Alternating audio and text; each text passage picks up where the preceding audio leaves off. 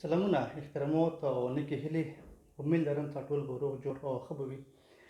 کور مې چې کوم بالکل تازه اپډیټ دي هغه دا دي چې تر اوسه پورې 12 کسانو پورې کسان مړه دي، هم اهل تشیع نه هم اهل سنت نه.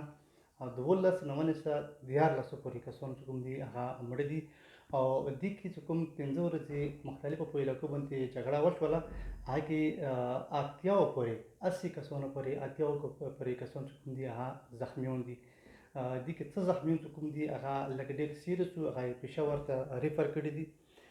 جګړه چې کوم ځای کې شوې ده یا روانه ده مختلفو په علاقو کې بوشهره، پیواړ، ګیدو، کنج علیزی، دلاسا، خارکلی، کړمان، مقبل، بلشخیل، مرغی چینه، پړچم کلي، میروکاس.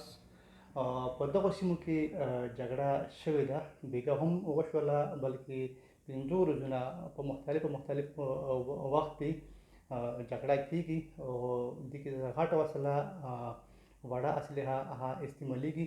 خو دې کې چې کوم ریپورټ ته هغه مړه کسان چې کوم ریپورټ ته هغه 14 کسان چې کوم دي هغه مړه دي، او 80 پورې کسان چې کوم دي هغه زخمیان دي.